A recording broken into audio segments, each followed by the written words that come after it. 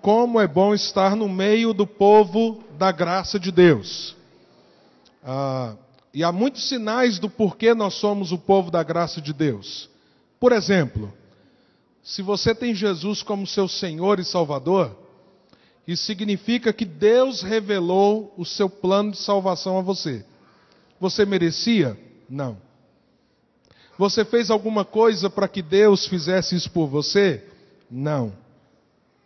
Deus simplesmente revelou o seu amor sobre a sua vida, e isso chama-se graça. Outro sinal da graça. Por que nós somos o povo da graça? Porque eu estou aqui nessa noite com a Bíblia aberta para pregar para vocês. Quem sou eu? Um pecador miserável. Um homem desprovido de qualquer autoridade em si mesmo para fazer isso. Só estou aqui pela graça de Deus. Mas eu não sou o único que faço parte do povo da graça de Deus. Vocês também fazem parte desse povo. Por quê? Porque você está aqui louvando ao Deus triuno. Ele está recebendo o seu louvor. Você está diante da palavra dele. A palavra dele é santa e você é pecador ou pecadora. E do mesmo jeito que eu não mereço pregar, você não merece ouvir. Você entende isso? Você não merece ouvir. Deus fala com você porque Ele é o Deus da graça. Da graça. Se Ele se silenciasse por toda a eternidade, Ele seria justo com você.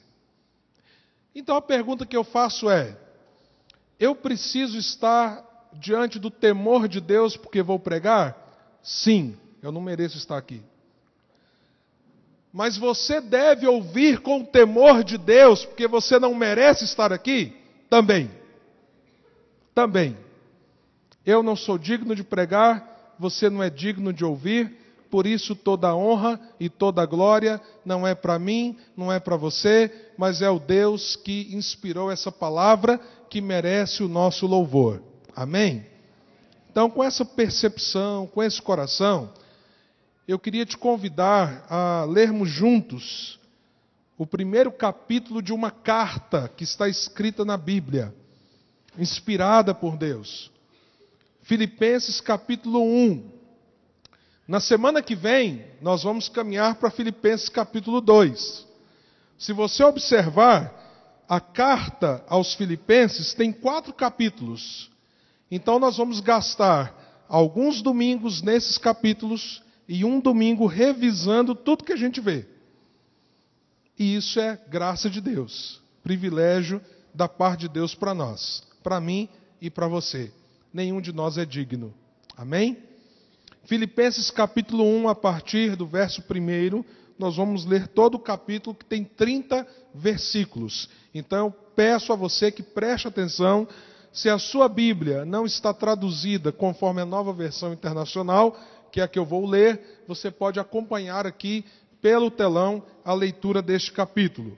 Assim diz a Escritura Sagrada: Paulo e Timóteo, servos de Cristo Jesus, a todos os santos em Cristo Jesus que estão em Filipos, com os bispos e diáconos, a vocês, graça e paz da parte de Deus, nosso Pai, e do Senhor Jesus Cristo. Agradeço ao meu Deus toda vez que me lembro de vocês. Em todas as minhas orações em favor de vocês, sempre oro com alegria, por causa da cooperação que vocês têm dado ao Evangelho, desde o primeiro dia até agora. Estou convencido de que aquele que começou boa obra em vocês vai completá-la até o dia de Cristo Jesus. É justo que eu assim me sinta a respeito de todos vocês, uma vez que os tenho em meu coração, pois quer nas correntes que me prendem, quer defendendo e confirmando o Evangelho, todos vocês participam comigo da graça de Deus. Deus é minha testemunha de como tenho saudade de todos vocês com a profunda afeição de Cristo Jesus.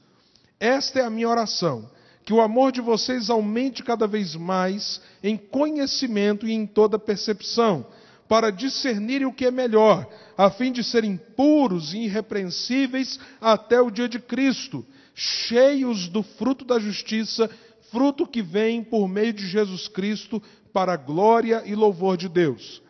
Quero que assim saibam, irmãos, que aquilo que me aconteceu tem, ao contrário, servido para o progresso do Evangelho. Como resultado, tornou-se evidente a toda a guarda do palácio e a todos os demais que estão na prisão por causa de Cristo. E os irmãos, em sua maioria, motivados no Senhor pela minha prisão, estão anunciando a palavra com maior determinação e destemor. É verdade que alguns pregam Cristo por inveja e rivalidade, mas outros o fazem de boa vontade. Estes o fazem por amor, sabendo que aqui me encontro para a defesa do Evangelho. Aqueles que pregam Cristo por ambição egoísta, sem sinceridade, pensando que me podem causar sofrimento enquanto estou preso. Mas que importa? O importante é que, de qualquer forma, seja por motivos falsos ou verdadeiros, Cristo está sendo pregado, e por isso me alegro. De fato, continuarei a me alegrar-me, pois sei que o que aconteceu resultará em minha libertação, graças às orações de vocês e ao auxílio do Espírito de Jesus Cristo. Aguardo ansiosamente e espero que em nada serei envergonhado. Ao contrário, com toda a determinação de sempre, também agora Cristo será engrandecido em meu corpo, quer pela vida, quer pela morte, porque para mim o viver é Cristo e o morrer é lucro. Caso continue vivendo no corpo, terei fruto do meu trabalho, e já não sei o que escolher. Estou pressionado dos dois lados. Desejo partir e estar com Cristo, o que é muito melhor. Contudo, é mais necessário, por causa de vocês, que eu permaneça no corpo. Convencido disso, sei que vou permanecer e continuar com todos vocês para o seu progresso e alegria na fé, a fim de que pela minha presença, outra vez, a exultação de vocês em Cristo Jesus transborde por minha causa. Não importa o que aconteça, exerço a cidadania de maneira digna do Evangelho de Cristo, para que assim, quer eu vá e os veja, quer apenas ouça a respeito em minha ausência, fique eu sabendo que vocês permanecem firmes, num só espírito, lutando unânimes pela fé evangélica, sem de forma alguma deixar-se intimidar por aqueles que se opõem a vocês. Para eles, isso é sinal de destruição, mas para vocês de salvação, e isso da parte de Deus. Pois a vocês foi dado o privilégio de não apenas crer em Cristo, mas também de sofrer por Ele, já que estão passando pelo mesmo combate que viram enfrentar e agora ouvem que ainda enfrento. Amém. Vamos orar?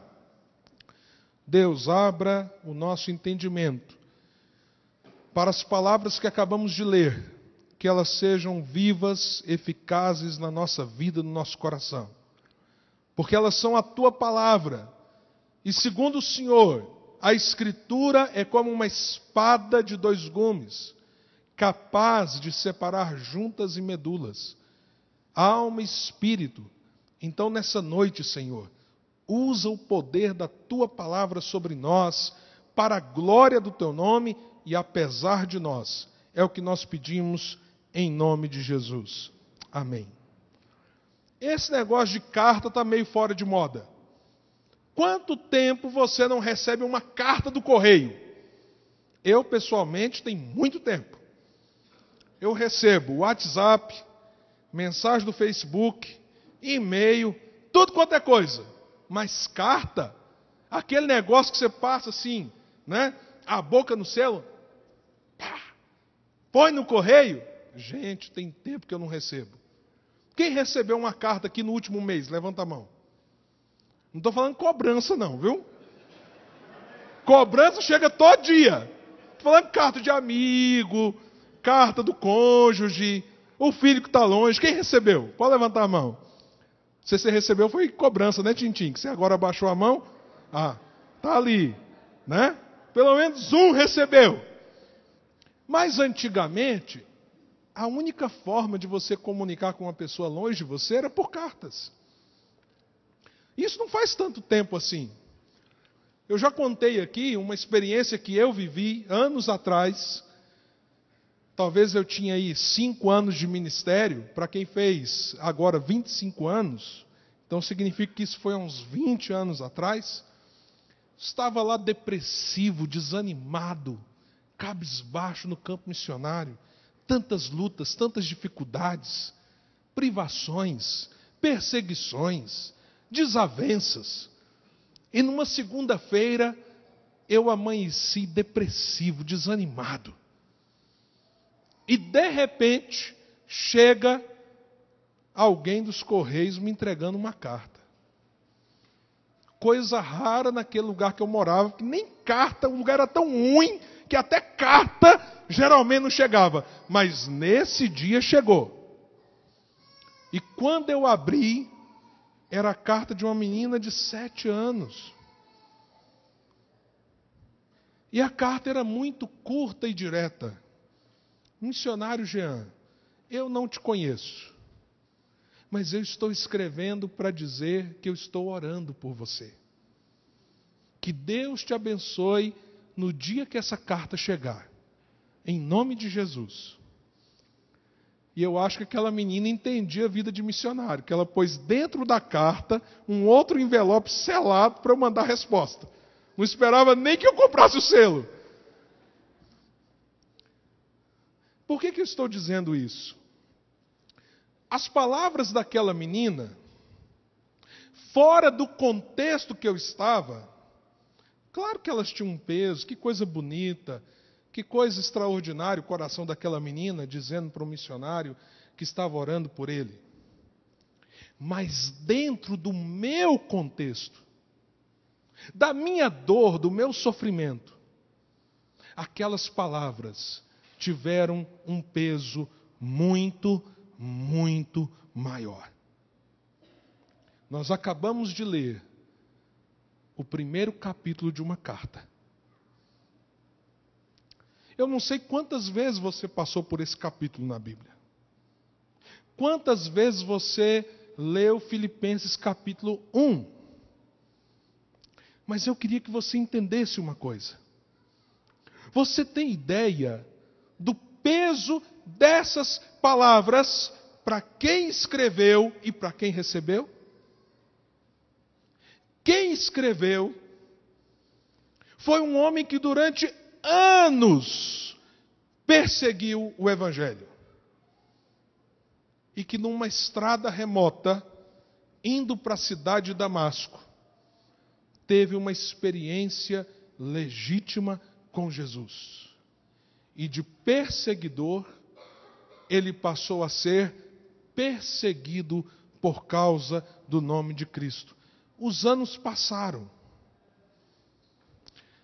E essa mudança de status de perseguidor para perseguido trouxe suas consequências. Agora esse homem estava preso.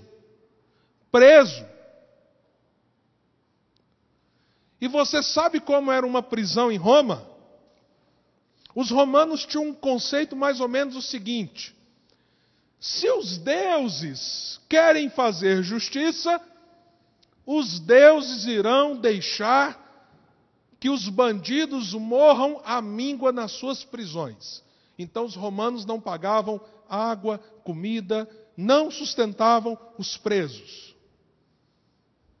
Se os deuses acham que os presos, esse preso ou aquele preso, de um modo genérico, merece justiça, eles vão se encarregar de cuidar deles.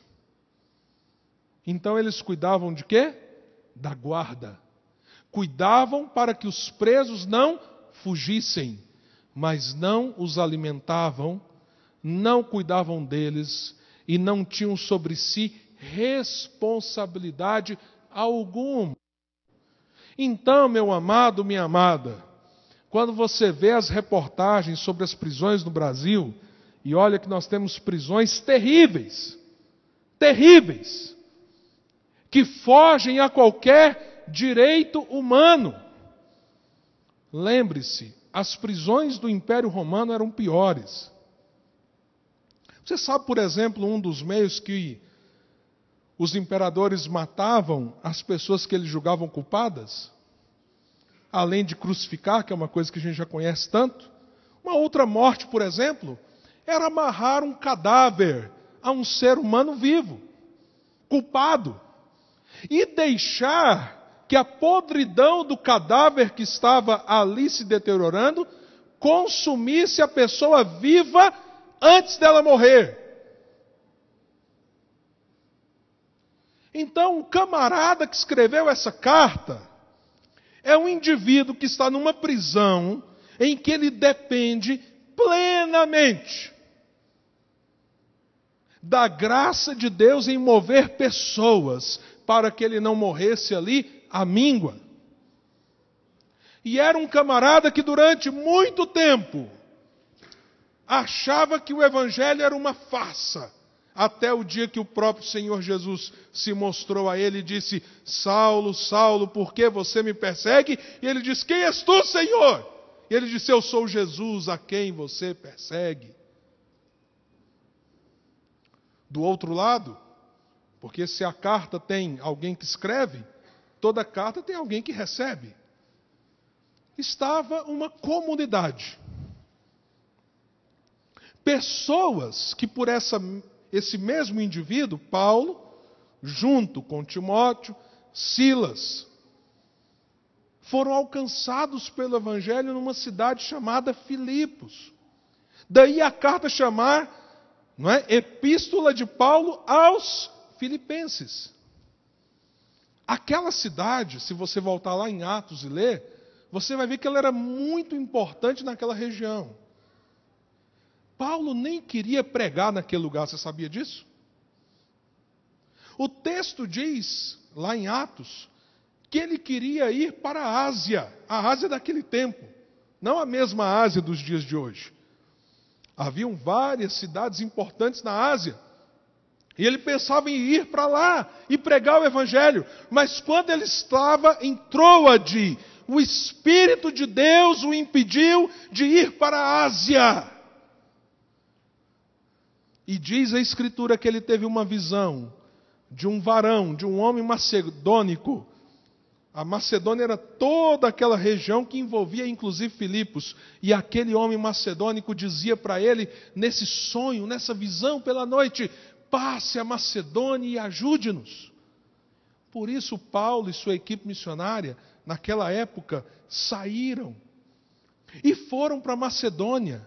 Passaram por algumas cidades até irem para Filipos, e lá em Filipos ficaram. E se você voltar lá atrás, você vai ver que em Filipos, por exemplo, uma mulher vendedora de púrpura chamada Lídia se converteu. Você lembra daquela história de uma mulher tomada por espírito maligno que adivinhava as coisas? Pois é, foi lá em Filipos que Paulo e Silas e Timóteo repreenderam o espírito maligno que atuava naquela mulher, e por isso Paulo e Silas foram presos.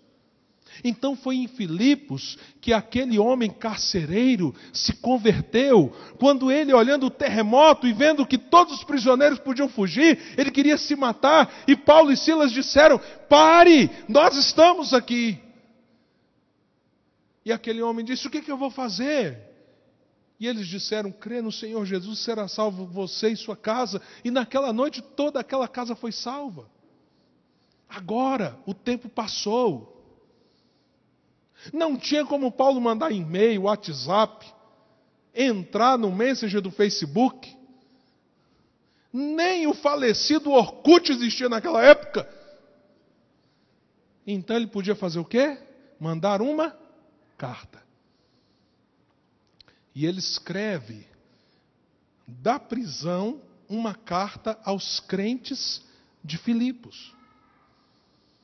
E nós lemos aqui nessa noite o capítulo 1. Mas um detalhe importante sobre os crentes de Filipos. Quando eles receberam essa carta, os tempos eram difíceis. Não era só Paulo que estava numa situação ruim. Os crentes daquela cidade estavam sendo perseguidos. Alguns estavam tendo seus bens confiscados por causa da fé em Jesus. Então, quando a gente se aproxima do ambiente da carta, e a gente ouve algumas palavras como saudade, eu tenho saudade de vocês. Eu me alegro no Senhor por vocês. Eu reconheço a graça de Deus em vocês.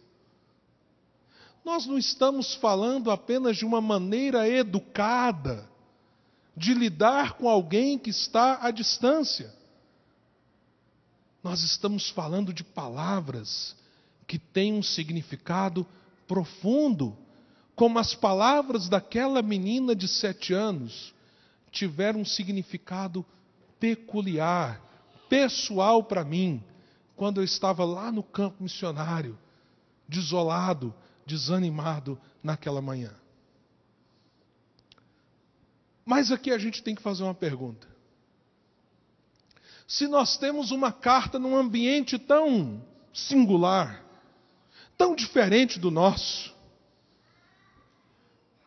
tão específico, sobre o que essa carta fala?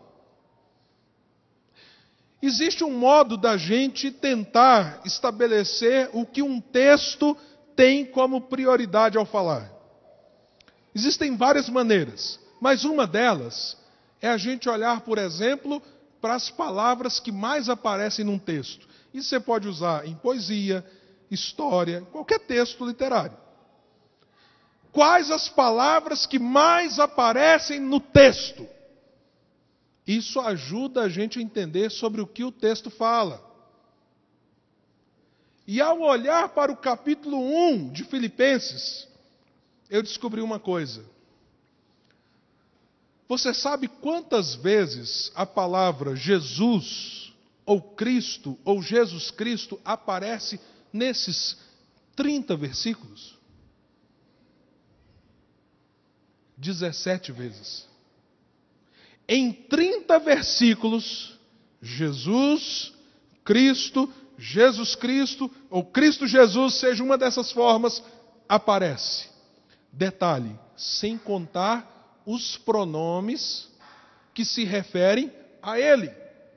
Só as vezes que aparece Jesus, Cristo, Jesus Cristo ou Cristo Jesus. 17 vezes em 30 versículos. Se você procurar assim, mas além de Jesus Cristo ou Cristo Jesus, quantas vezes aparece a palavra Deus? Mais 6 vezes.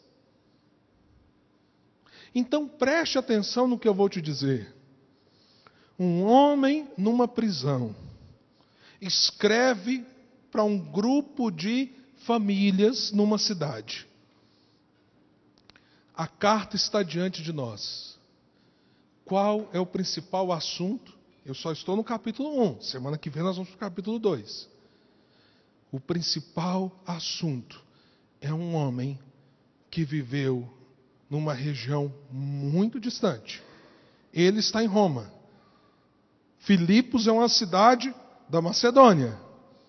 Mas um dia, em Belém, nasceu um homem que foi criado em Nazaré, e ele morreu em Jerusalém.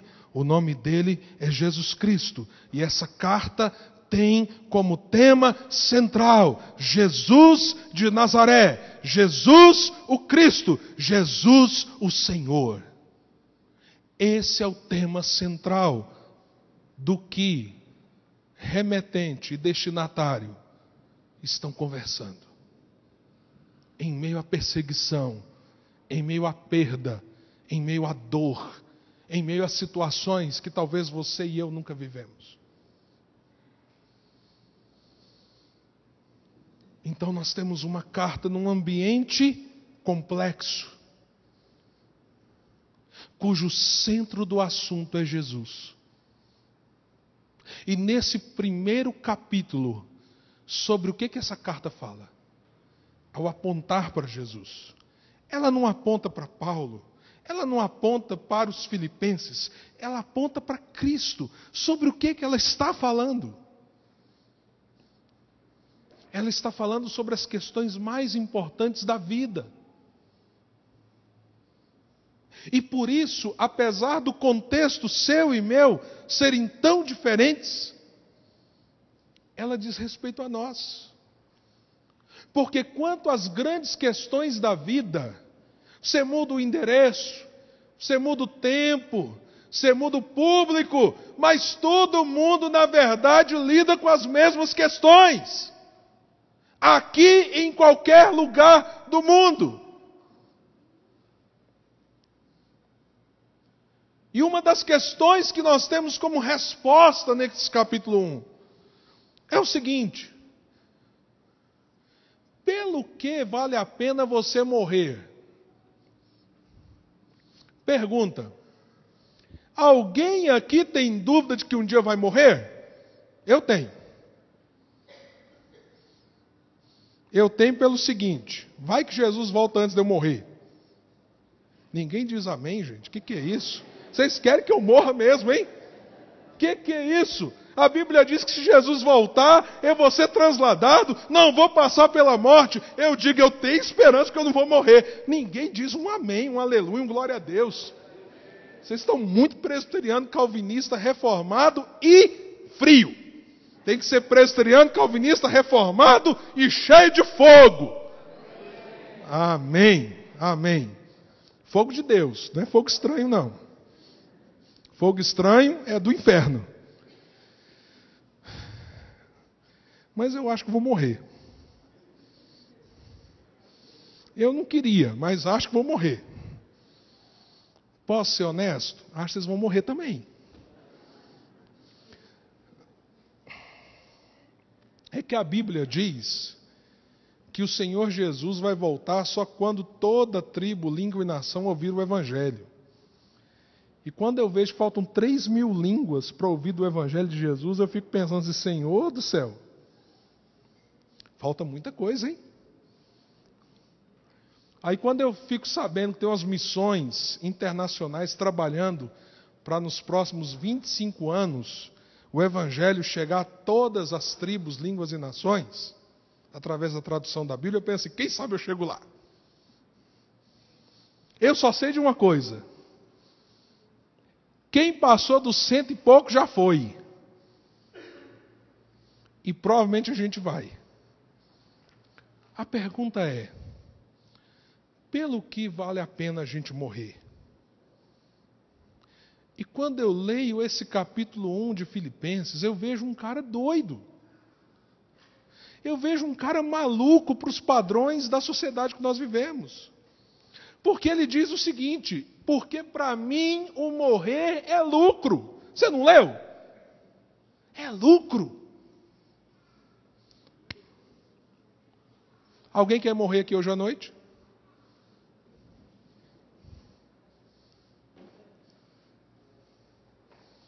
O Deucides fez assim, ó. Meire, você concorda? Hã? A Meire não concorda, não. E o seu Adolfo, muito menos. É um camarada que diz assim: existe lucro em morrer, existe ganho em morrer. O que ele está dizendo é assim: existe um motivo pelo qual vale a pena você morrer. E ele diz assim, porque eu sei que se eu morrer, eu vou estar com Cristo, e isso é melhor do que qualquer outra coisa. Há uma razão por morrer. Tem um cântico que diz assim: da minha pátria estou muito longe. Alguém lembra o resto? Hã? Da minha pátria estou muito longe. Estou. Tem gente cansada aqui? De Jesus, saudades. Quando será que eu vou? É disso que Paulo está falando. Senhor, ia ser tão bom ir. Eu posso morrer. Existe em todos nós tensões que nos levam à vida e à morte. Por exemplo, imagine nessa hora a Igreja Luz sendo assaltada. O cara chegou aqui, quieta, quieta, quieta todo mundo. Aí põe uma arma na sua cabeça. Fala assim, se você falar que ama Jesus, você morre. Uma vez isso aconteceu no ABE. Alguém conhece o ABE? Acampamento Boa Esperança? Deu certo na primeira vez. Culto da fogueira, o pessoal pegou e fez um evangelismo radical. Vieram nos cavalos, não é?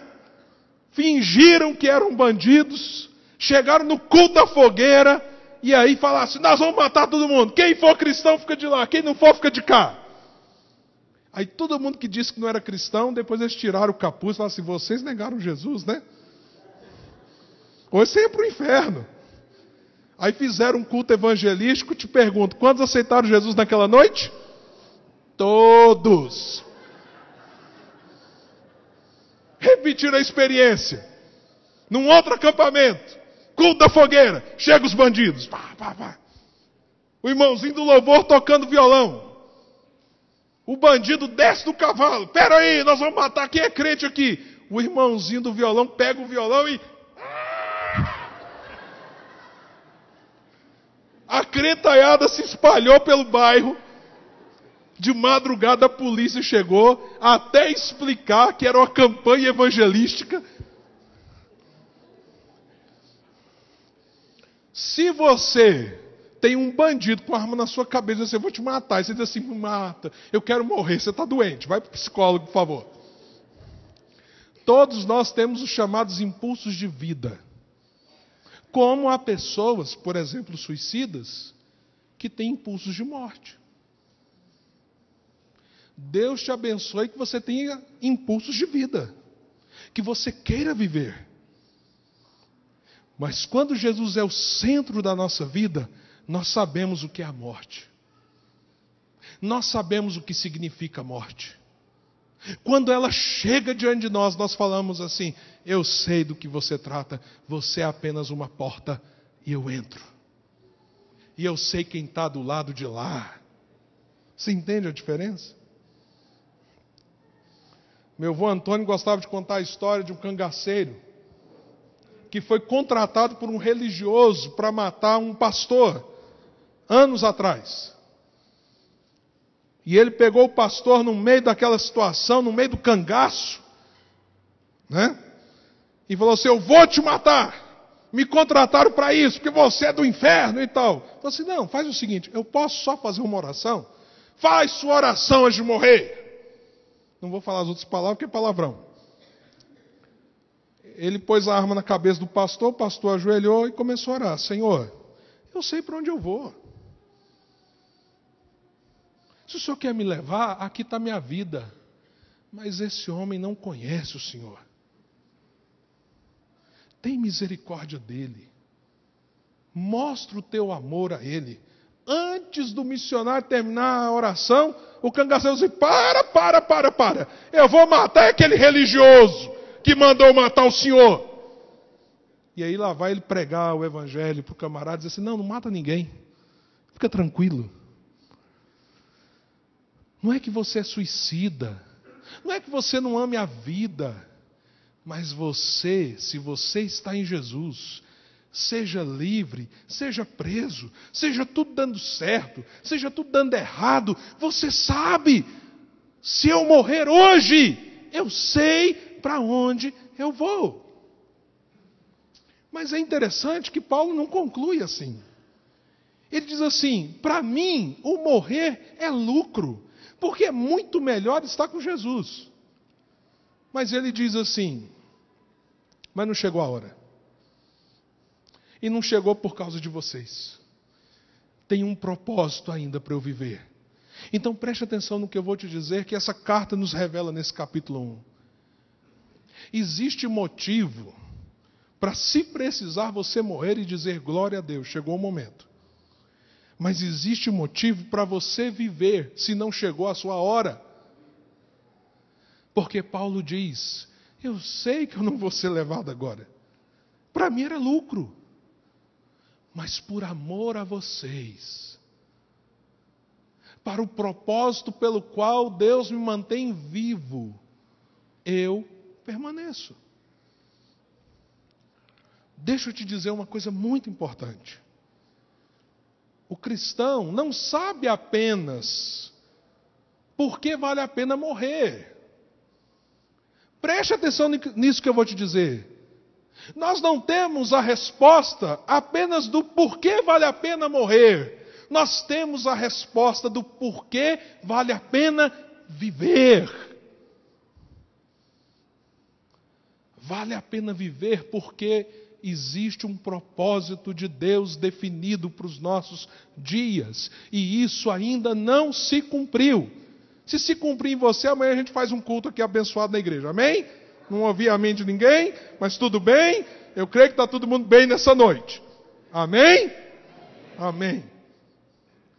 Ninguém fala assim, glória a Deus, estou indo.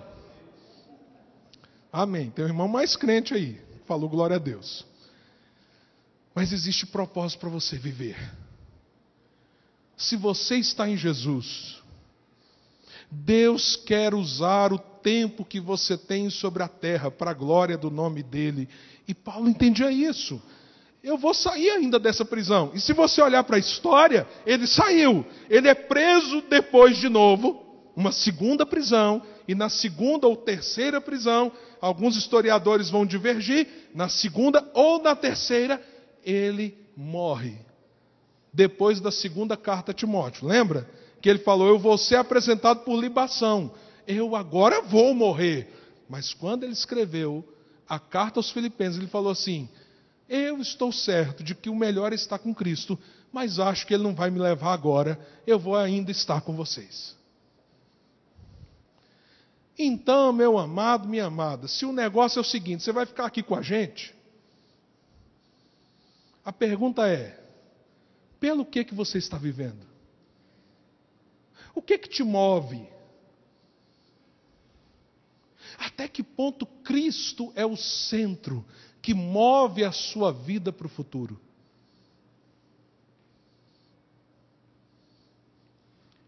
Eu fiz uma das viagens mais abençoadas da minha vida, nesse mês de julho. Primeiro, uma etapa de trabalho. Trabalhamos, foi bênção.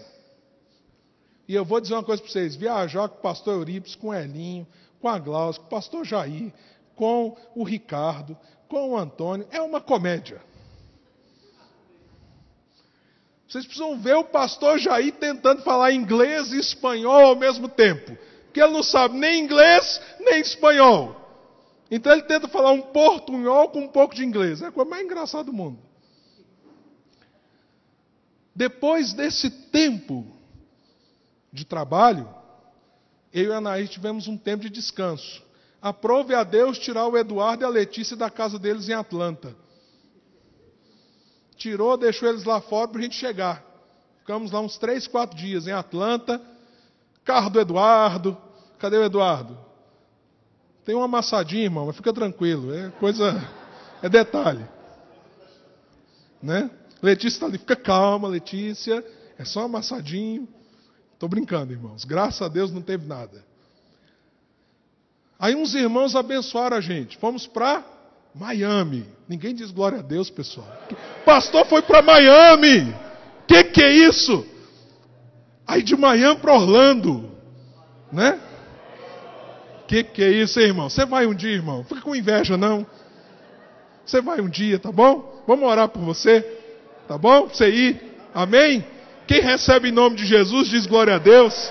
Que agora o povo ficou fervoroso. Oh, povo fervoroso, que coisa maravilhosa. Vamos, estrada maravilhosa. Carro novo, alugado, mas novo. Volta, bênção. Mas durante essa viagem, que aconteceu tanta coisa boa. Tinha hora que eu falava assim, Deus, o que vai acontecer de ruim nessa viagem? Não é possível, sempre tem uma coisa ruim, não é? Perde a bagagem, né? O carro não dá certo. E tudo dando certo, dando certo, dando certo, dando certo, dando certo. Até chegar em Goiânia. Bênção de Deus. Mas enquanto eu viajava, eu pensava assim, meu Deus, esse negócio que está me ensinando uma coisa. E foi quando eu olhei para esse capítulo 1 de Filipenses. E sabe uma coisa que Deus pôs no meu coração? A vida é uma viagem, pessoal. Você está viajando. Se você tem Jesus como seu Senhor, sabe por que você olha para frente, você fica assim com um sentimento de saudade? Você já viajou assim, é gostoso, não é? Você vê coisas diferentes, lugares diferentes, coisas diferentes, comida diferente. O bom lá nos Estados Unidos, você come hambúrguer e você come batata frita e frango frito. Hambúrguer, batata frita e frango frito. No terceiro dia, hambúrguer, batata frita, frango frito. No 15º dia, hambúrguer, batata frita e frango frito. É uma bênção. Seu colesterol quase te leva para a glória, literalmente. Mas aí você vai viajando, vendo tantas coisas diferentes. Mas tem uma coisa que fica dentro de você. Eu estou passando. Que lugar bonito. Eu estou passando. Nossa, Orlando, que parque incrível. Mas eu estou passando. Atlanta, que cidade organizada, bonita. Aqui a coisa funciona, né? Não dá nem para fazer um gato no trânsito. Não dá nem para dar uma goianada aqui. Não, baianada, né, pessoal? Aqui a gente tem que falar baianada. Não dá nem para dar uma baianada aqui. Desculpe os baianos, é porque aqui em Goiás a gente fala assim. Mas eu estou passando. E à medida que toda viagem que você faz acontece, vai, apesar de tudo novo, de tudo diferente, de tudo legal, dentro de você vai crescendo uma coisa assim. Que dia que eu chego em casa? Eu lembro a primeira vez que eu saí do país, e logo de cara eu fiquei 30 dias fora. E no dia que eu cheguei no aeroporto, que eu fui atravessar aquela linha para entrar na imigração brasileira, entregar meu passaporte para um policial federal do Brasil, eu olhei para ele e queria dar um beijo na testa dele. E falar assim, eu estou em casa. Ai, que bom, vai ter arroz e feijão agora. E aí quando você atravessa, e aí tem aquele portão, você pega a sua bagagem, e aí do lado de lá, geralmente tem uma pessoa te esperando, uma pessoa que você ama. E você pensa, cheguei. E aí o portão abre, você passa e você abraça. Você fala, estou em casa, foi muito bom. Como foi bom, mas eu agora estou chegando em casa. Sabe o que a carta de Paulo aos Filipenses me lembra? É bom viver. É bom estar aqui. É bom chegar aqui na igreja, cantar louvores a Deus. É bom abraçar os irmãos. É bom ver a família. É bom passear por lugares que eu não conhecia. Tudo isso é bom. Mas eu não estou em casa. Eu não estou em casa. Vamos para a próxima etapa da viagem? Vamos, vai ser muito bom, vai ser muito bom. Deus vai abençoar, talvez aconteça algum contratempo. Claro que podem acontecer contratempos. Mas eu não cheguei. E quando Paulo diz assim, porque o morrer para mim é lucro. Você sabe como que eu entendo isso? Paulo chegando na alfândega.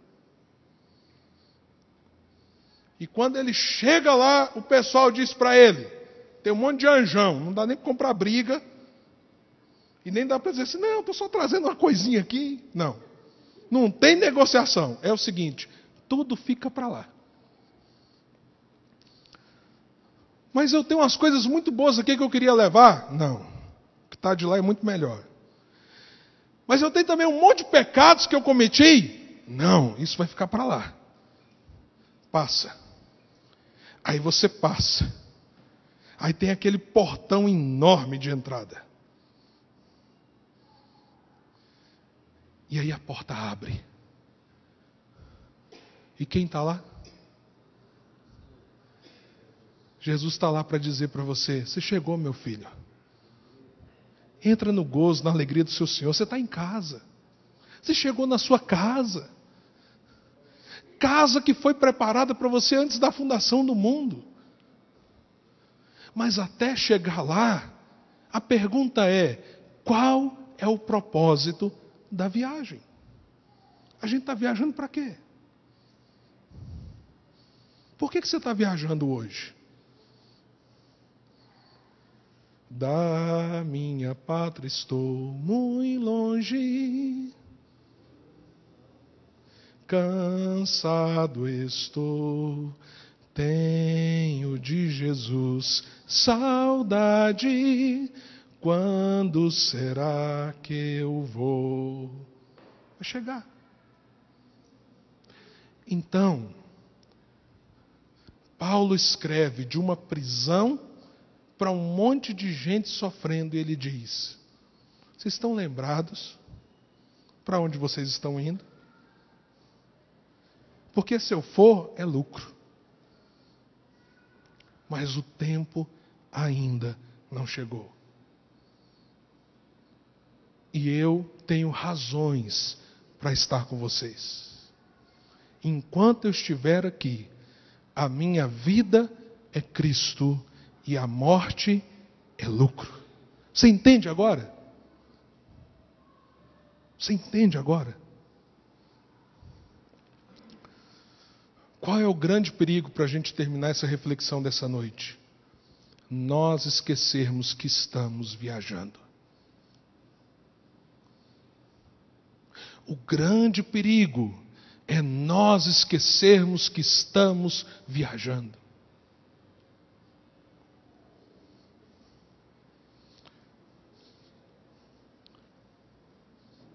E deixarmos de olhar para aquele dia que o portão vai se abrir, a gente vai chegar em casa. E não vai dar para levar nada daqui, porque nada daqui se compara ao que tem de lá na casa que nos foi preparada. Queria que você curvasse sua cabeça. O centro dessa carta é Jesus. Aquele que veio e que nos convida para essa jornada. Aquele que nos chama a viver não como pessoas dessa terra, mas como cidadãos dos céus, que abençoam a terra enquanto estamos aqui.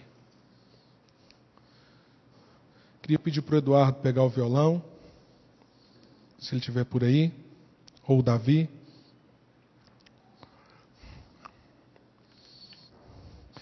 Há um cântico que a gente cantava um bom tempo atrás, não sei quantos lembram, mas ele diz assim: quando a música esmurece, o resto desaparece, simplesmente a ti me achego.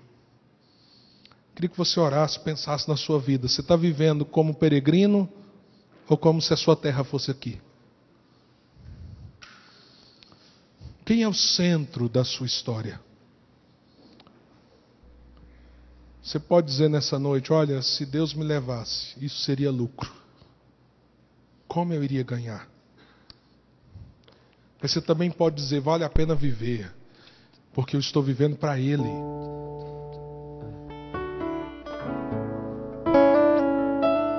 Que Jesus seja o centro da nossa história.